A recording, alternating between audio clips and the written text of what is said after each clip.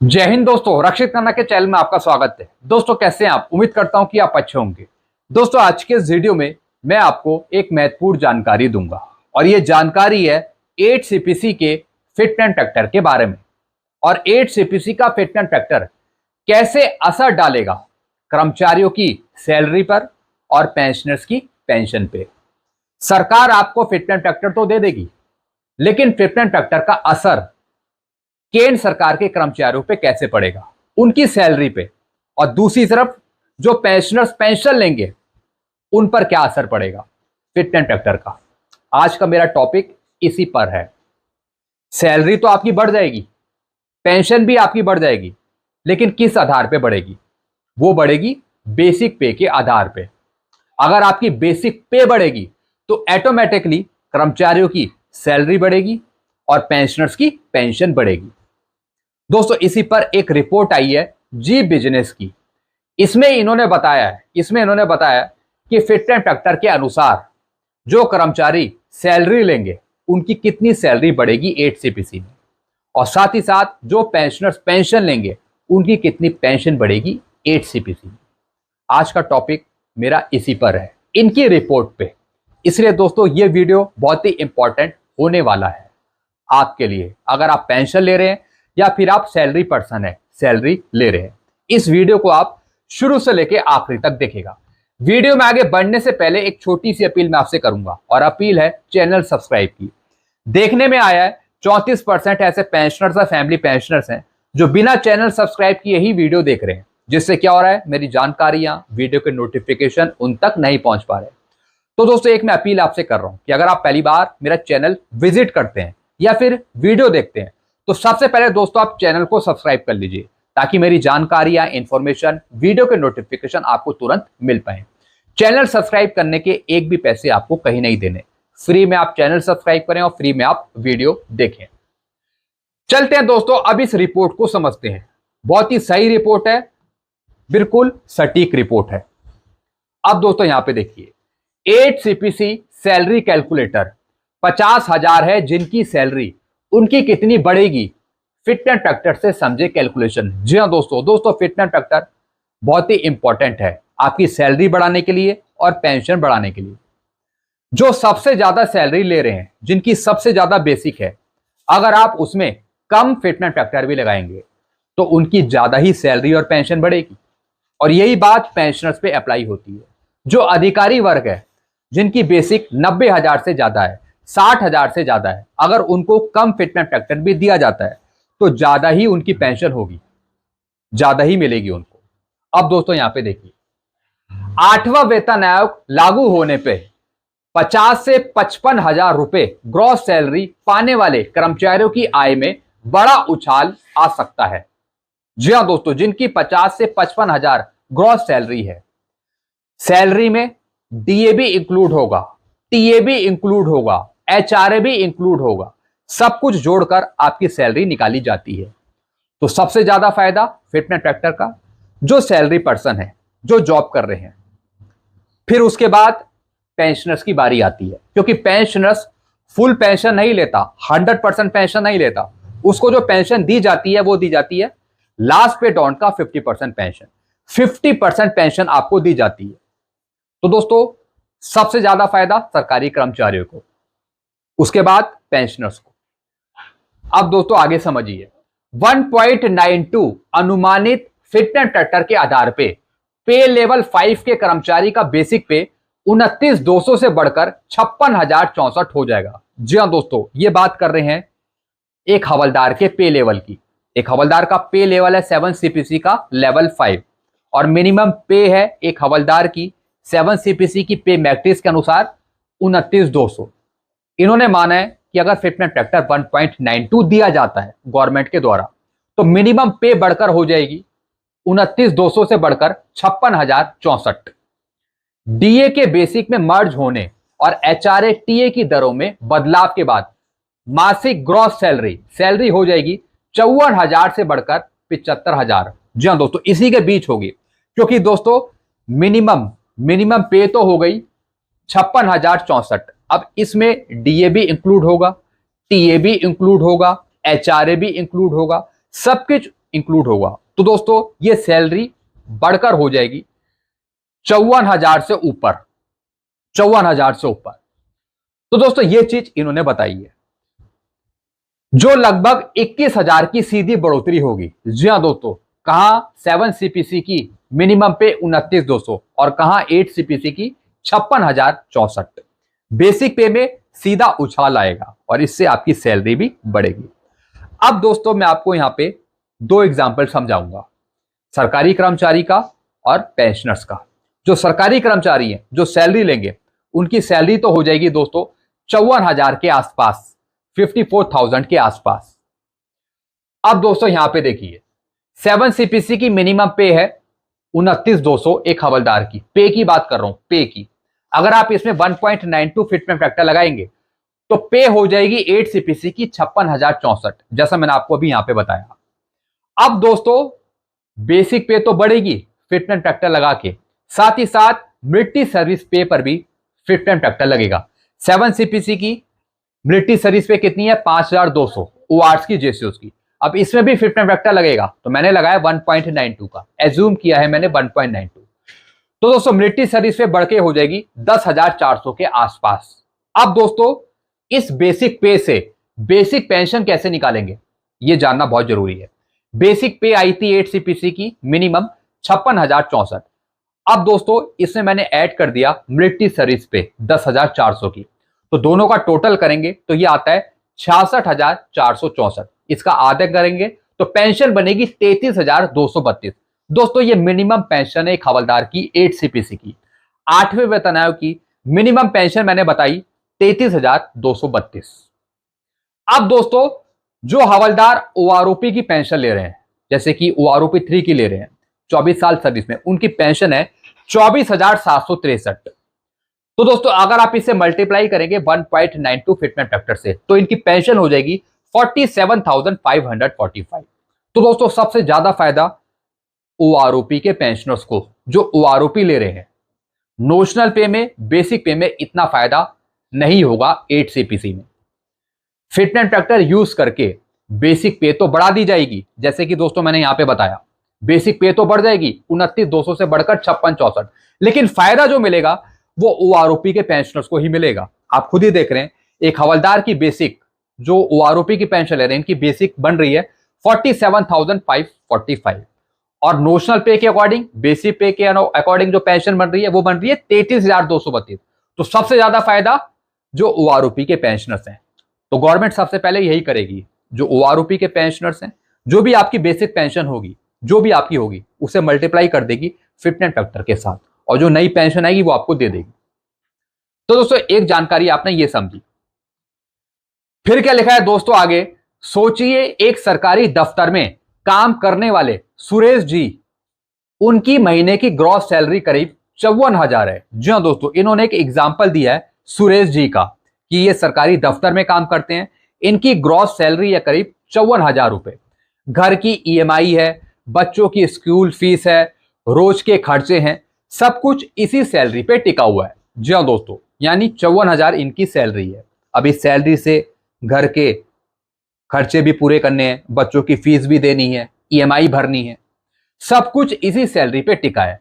हर महीने के आखिर में वह डायरी में अगले महीने का बजट बनाते हैं और मन में एक ही उम्मीद रहती है कि 8वां वेतन आयोग कब आएगा। जी हाँ दोस्तों आप भी सोचते होंगे कि हमें 8वां वेतन आयोग कब मिलेगा, क्योंकि दोस्तों अलग अलग घर के अलग अलग खर्चे हैं। पैसे की जरूरत तो सभी को है, चाहे वो सैलरी ले रहा हो चाहे फिर वो खुद पेंशनर्स हो, पैसे की जरूरत हर एक को है।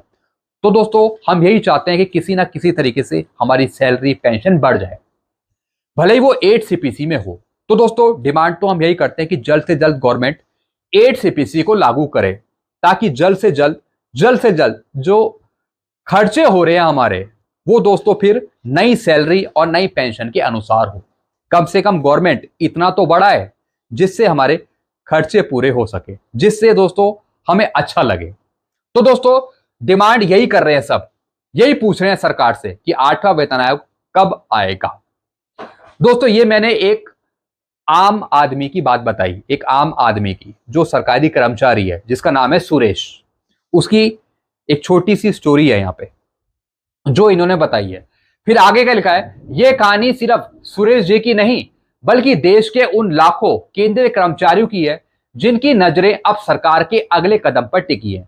हर कोई बस यही जानना चाहता है कि जब यह लागू होगा तो उनकी सैलरी का मीटर कितना घूमेगा। जी हाँ दोस्तों, हर एक पेंशनर सरकारी कर्मचारी जानना चाहते हैं कि हमारी सैलरी कितनी होगी, हमारी पेंशन कितनी बढ़ेगी, 8 सीपीसी लागू कब होगा। हम भी दोस्तों जॉब कर रहे हैं, हम भी यही चाहते हैं कि गवर्नमेंट जल्द से जल्द 8 सीपीसी लागू करे ताकि कुछ अच्छा फायदा देखने को मिले। भाई सरकारी कर्मचारी और पेंशनर्स क्या चाहेगा सरकार से, वो यही चाहता है कि सैलरी और पेंशन हमारी बढ़ जाए, एक अच्छी तरीके से बढ़ जाए। हर एक कोई चाहता है। अगर आप इस बात से एग्री करते हैं तो कमेंट करके अपनी राय जरूर बताइएगा। फिर क्या लिखा है दोस्तों, तो चलिए आज हम सुरेश जी जैसे उन सभी कर्मचारियों की जिज्ञासा को शांत करते हैं जिनकी सैलरी 50,000 के आसपास है और समझते हैं कि 8वें वेतन आयोग का पिटारा उनके लिए क्या खुशखबरी लेके आ सकता है। जिनकी सैलरी 50 से 60,000 के आसपास है तो उनको कितना फायदा मिलेगा 8 सीपीसी में, इसके बारे में बात करिए। अब दोस्तों यहां पे देखिए मुख्य बातें, कुछ हाइलाइट्स हैं 50,000 सैलरी वालों के लिए खास। अगर आपकी मौजूदा ग्रॉस सैलरी 50 से 55,000 के बीच है तो जाने 8वें वेतन आयोग के बाद आपकी जेब में कितना पैसा आएगा, आपको कितना मिलेगा। फिटनेस फैक्टर का पूरा खेल है, सब कुछ फिटनेस फैक्टर पे डिपेंड है।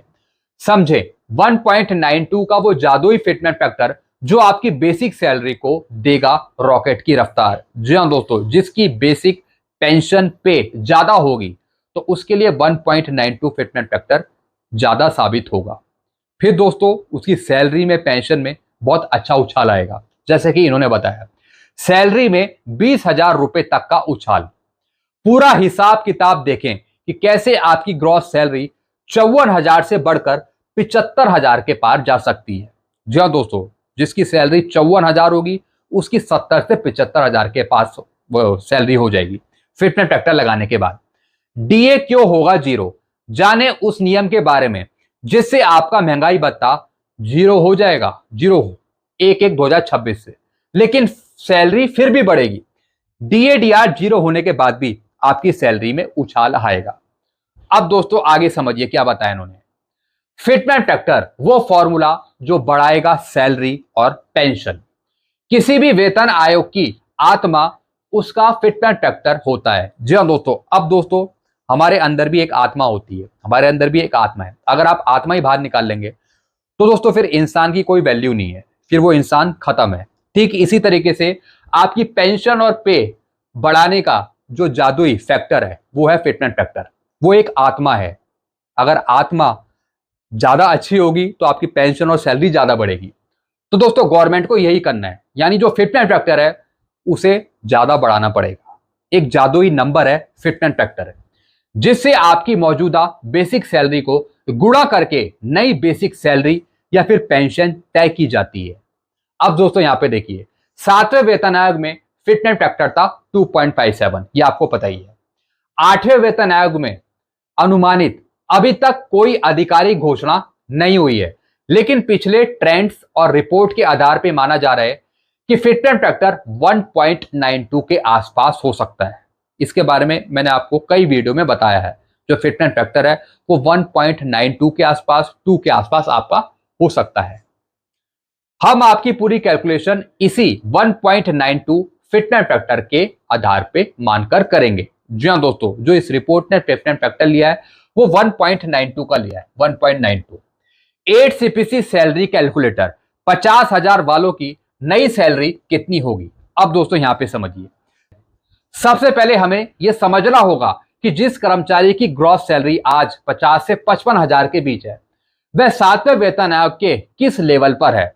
यह कर्मचारी पे लेवल 5 में आता है जिसका मौजूदा बेसिक 29,200 है। जी हाँ दोस्तों, इन्होंने बात करी है एक हवलदार रैंक की जिनका पे लेवल है 7 सीपीसी का लेवल 5। आइए अब देखते हैं कि 8वें वेतन आयोग के बाद उनकी सैलरी में कितना बड़ा बदलाव आएगा। अब दोस्तों नीचे इन्होंने समझाया 8वां वेतन आयोग सैलरी का पूरा हिसाब किताब। जी हाँ दोस्तों, 7 सीपीसी में क्या सैलरी थी और फिर 8 सीपीसी में कितनी सैलरी होगी जिनका पे लेवल 5 है हवलदार का। अब दोस्तों यहां पे देखिए पे लेवल 5 यहाँ पे 7 सीपीसी का दिया है और यहाँ पे 8 सीपीसी का दिया है। एक हवलदार की मिनिमम पे है 29,200, 8 सीपीसी में कितनी हो जाएगी 56,064, यानी 29,200 का मल्टीप्लाई कर दिया 1.92 से। महंगाई भत्ता डीए इंक्लूड किया तो 14,600, 50% पे अनुमानित है 7 सीपीसी में।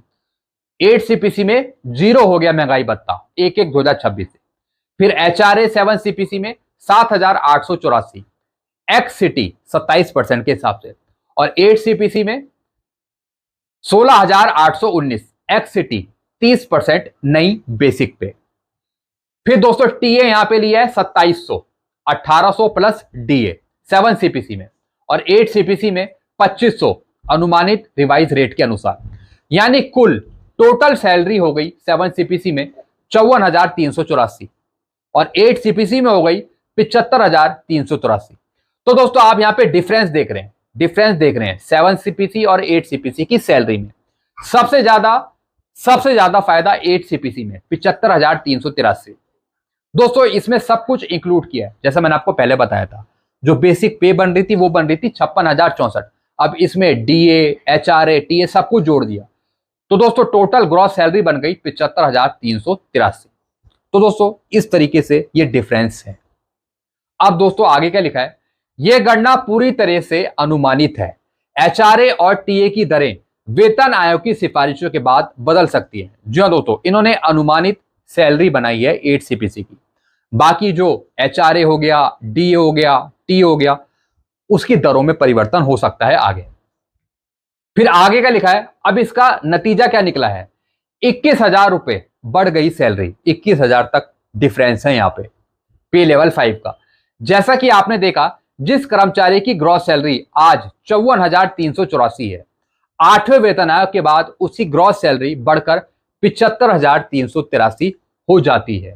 यह लगभग 21,000 प्रति माह की सीधी बढ़ोतरी है। अगर 1.92 भी दिया जाता है, जो कर्मचारी 50 से 60,000 के पास सैलरी ले रहे हैं, तो उनकी सैलरी भी 75 से 70,000 के पास हो जाएगी, जैसे कि दोस्तों आपने यहां पे देखा। फिर दोस्तों आगे क्या लिखा है, डीए का क्या होगा, क्या हो जाएगा 0 डीए? यह एक ऐसा सवाल है जो हर कर्मचारी के मन में होता है। जवाब है हां, नया वेतन आयोग लागू होते ही महंगाई भत्ता 0 हो जाएगा। जी हां दोस्तों, जैसे ही सरकार 8 सीपीसी देगी, जैसे ही फायदा मिलेगा वैसे ही 1/1/2026 से आपका डीएडीआर 0% हो जाएगा। ऐसा इसलिए होता है क्योंकि अब तक मिले सारे डीए को आपकी नई बेसिक सैलरी में मर्ज कर दिया जाता है। मौजूदा डीए जो 50% को पार कर चुका है, नई बेसिक पे का हिस्सा बन जाएगा, और इसके बाद नए कंज्यूमर प्राइस इंडेक्स के आधार पे डीए की गणना फिर से 0 से होगी 1/1/2026 से। हालांकि दोस्तों डीएडीआर 0% किया जाता है, लेकिन जो 0 होता है, जो डीएडीआर को मर्ज किया जाता है, वो फिटमेंट फैक्टर निकालने के लिए किया जाता है। फिर दोस्तों आगे क्या लिखा है, कंक्लूजन क्या है इसका, सरकार के ऐलान का इंतजार। 8वें वेतन आयोग सुरेश जी जैसे लाखों कर्मचारियों के लिए सिर्फ एक सैलरी हाइक नहीं, बल्कि उनके सपने को पूरा करने का एक बड़ा मौका बनकर आने वाला है। 50 से 55,000 कमाने वाले कर्मचारी की सैलरी में 20,000 से ज्यादा का उछाल आना यह दिखाता है कि यह बदलाव उनकी जिंदगी में एक बड़ा सकारात्मक मोड़ लाएगा। जी हाँ दोस्तों, अगर आपकी पे पेंशन सैलरी ज्यादा बढ़ जाती है तो दोस्तों इससे फिर आपको इंटरनली खुशी होगी। जो आप नॉर्मल तरीके से खर्च कर रहे थे, फिर हो सकता है कि आप उसे मीडियम तरीके से खर्च करें अपनी घर की जरूरतों को देखते हुए। इससे न सिर्फ उनकी खरीदने की ताकत बढ़ेगी, बल्कि वे अपने भविष्य के लिए और बेहतर योजना बना पाएंगे। अब बस इंतजार है सरकार की आधिकारिक घोषणा का, जो लाखों चेहरों पर मुस्कान लेकर आएगी। जी हाँ दोस्तों, अगर सरकार अच्छी सैलरी और पेंशन बढ़ाएगी तो दोस्तों इससे हमें बहुत अच्छा फील होगा, हमारे चेहरों पर बहुत अच्छी मुस्कान आ सकती है। तो दोस्तों सब कुछ मोदी सरकार पे डिपेंड है कि मोदी सरकार क्या करती है, कितना देती है। बाकी आपके सुझाव क्या हैं, जरा कमेंट करके बता दीजिएगा। तो दोस्तों बस यही जानकारियां थी जो मैं लेके आया था। आई होप सारी जानकारियां समझ में होंगे। ऐसी जानकारियां अक्सर आपको मिलती रहती हैं इस चैनल के माध्यम से। सारी जानकारियां पाने के लिए, लेटेस्ट अपडेट पाने के लिए सबसे पहले दोस्तों आप चैनल को सब्सक्राइब कर लीजिए, ताकि ऐसी जानकारियां कंटिन्यू आप ले सके। चैनल का नाम है Rakshit Khanna. Thank you so much.